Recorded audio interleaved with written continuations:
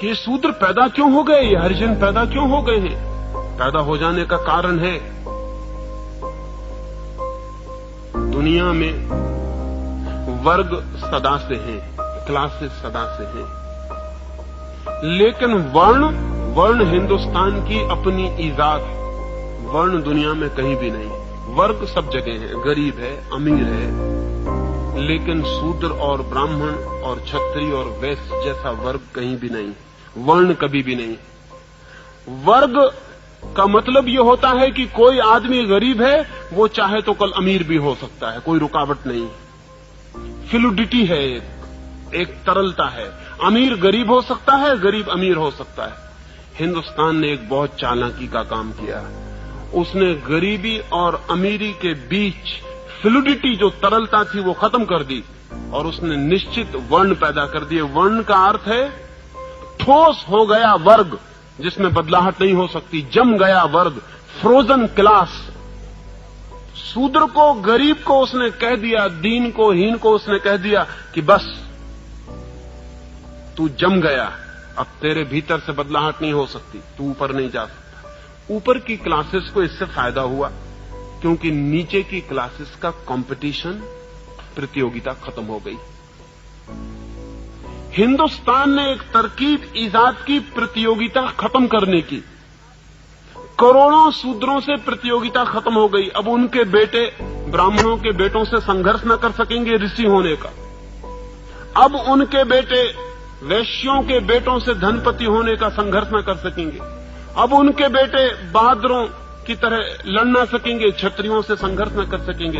एक बड़े वर्ग को, नीचे के विराट वर्ग को हमने बिल्कुल जमा दिया और द्वार बंद कर दिए। अब तुम कहीं आना जा सकोगे। ऊपर के वर्गों को लाभ हुआ। फिर क्रमशः हम जमाते चले गए। शूद्र के बाद वैश्य को हमने जमा दिया और उससे कह दिया धन तेरी दुनिया है, इससे आगे तू नहीं बढ़ सकता। यश और ज्ञान तेरी दुनिया नहीं। क्षत्रिय को कह दिया कि यश तेरी दुनिया है लेकिन ज्ञान तेरी दुनिया नहीं। और सबके ऊपर वो जो ज्ञानवान है, वो जो पंडित है, वो जो ब्राह्मण है, वो बैठ गया। ये वर्ग जमा दिए, इससे प्रतियोगिता खत्म हो गई और समाज जड़ हो गया। हिंदुस्तान को वर्ण से जितनी मृत्यु मिली, जितनी जड़ता मिली, उतनी किसी और चीज से नहीं मिली। इसका फिर परिणाम अनंत रूपों से घातक हुआ। हिंदुस्तान पर हमला हुआ। हिंदुस्तान पर हमला हुआ तो शूद्र ने कहा हमें क्या मतलब है, शूद्र को क्या मतलब है। भंगी भंगी रहेगा, चाहे मुसलमान दिल्ली में बैठे कि हिंदू बैठे कि अंग्रेज बैठे, भंगी में क्या फर्क पड़ने वाला है। भंगी भंगी रहेगा। भंगी ने कहा हमारा भाग्य तो तय है, तो कोई भी राजा हो हमें क्या हानि है, हम तो अपने चलते चले जाएंगे, जो हम करते हैं करते चले जाएंगे। हिंदुस्तान की विराट जनता वर्णों के कारण हिंदुस्तान के जीवन में अरुचि से भर गई, विरागपूर्ण हो गई। हिंदुस्तान कभी गुलाम ना होता अगर हिंदुस्तान में शूद्र ना होते। हिंदुस्तान कभी गुलाम ना होता अगर हिंदुस्तान में वर्ण ना होते। हिंदुस्तान की वर्ण व्यवस्था ने हिंदुस्तान में ऐसे तबके बांट दिए कि एक आदमी को कोई जरूरत न रही चिंतित होने की। सिर्फ थोड़े से लोगों को चिंतित थी, क्षत्रियों को, कि हम अपने राज्य को बचाएं, बाकी पूरे देश को कोई प्रयोजन न था। गरीब को क्या प्रयोजन है अमीरों के झगड़े से, कोई प्रयोजन नहीं है। वही तो अभी भी हो गया, फिर से वही हो गया। अंग्रेज हिंदुस्तान से गए, गरीबों ने सोचा था हमें कुछ मिल जाएगा, फिर उनको पता चला कुछ नहीं मिलता। अंग्रेज पूंजीपति बदल जाता है, हिंदू पूंजीपति उसकी जगह बैठ जाता है। गरीब अपनी जगह है, वो वहीं के वहीं है, उससे कोई फर्क नहीं पड़ता है। अमीरों के झगड़े हैं, ऊपर के झगड़े हैं, नीचे के आदमी को क्या मतलब है। ये हिंदुस्तान के हजारों वर्ष के शूद्रों की वर्ण व्यवस्था की टूट ने ऐसी स्थिति जमा दी कि हिंदुस्तान में कोई सामाजिक धारणा, कोई राष्ट्र, कोई नेशन, कोई भी पैदा नहीं हो सका।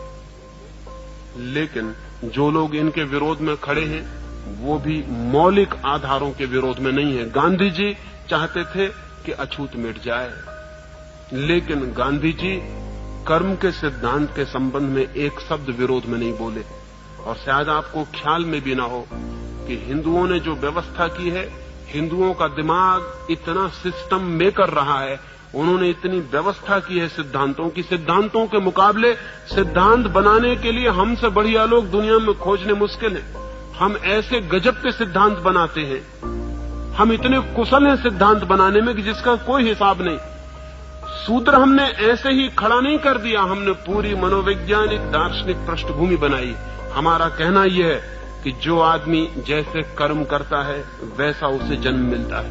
शूद्र वे हैं जिन्होंने पाप किए, वो शूद्र वर्ग में पैदा होते हैं। ब्राह्मण वे हैं जिन्होंने पुण्य किए हैं, वो ब्राह्मण वर्ग में पैदा होते हैं। पिछले जन्मों में जिन्होंने जैसे कर्म किए हैं उनके 4 विभाजन, और उन 4 विभाजनों में लोग पैदा होते हैं। इसलिए शूद्र भी बेचारा राजी हो गया, उसने कोई बगावत नहीं की।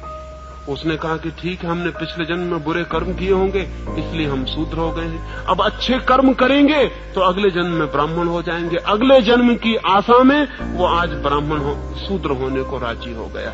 हिंदुस्तान का शूद्र राजी है, अगले जन्म की प्रतीक्षा कर रहा है। और हिंदुस्तान का दिमाग बेईमान है, जिसको भी राजी करवाना हो उसे अगले जन्म का प्रलोभन दे दो, वो राजी हो जाता है।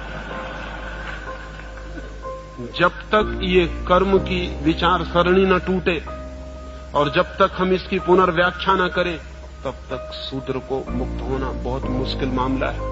और बड़ा मजा तो ये है कि जिससे उसे मुक्त होना है वो उसी से बंधने की पूरी कोशिश कर रहा है। विनोबा जी या गांधी जी उसको उन्हीं मंदिरों में ले जाने के लिए प्रवेश दिलवा रहे हैं जिन मंदिरों से उसे मुक्त होना चाहिए। ये बड़े मजे की बात है।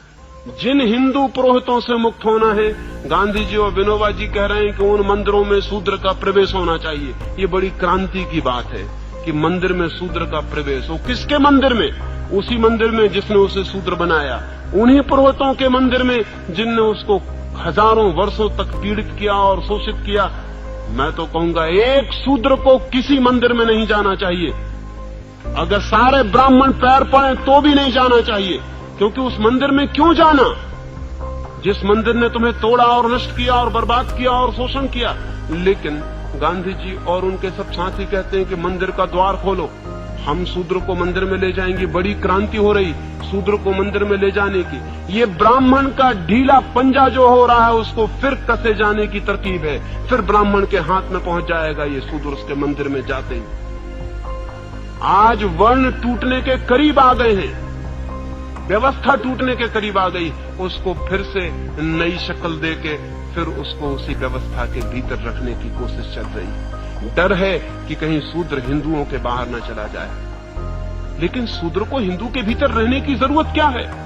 सच तो यह है किसी को भी हिंदू होने की जरूरत क्या है, किसी को मुसलमान होने की जरूरत क्या है। आदमी होना पर्याप्त है।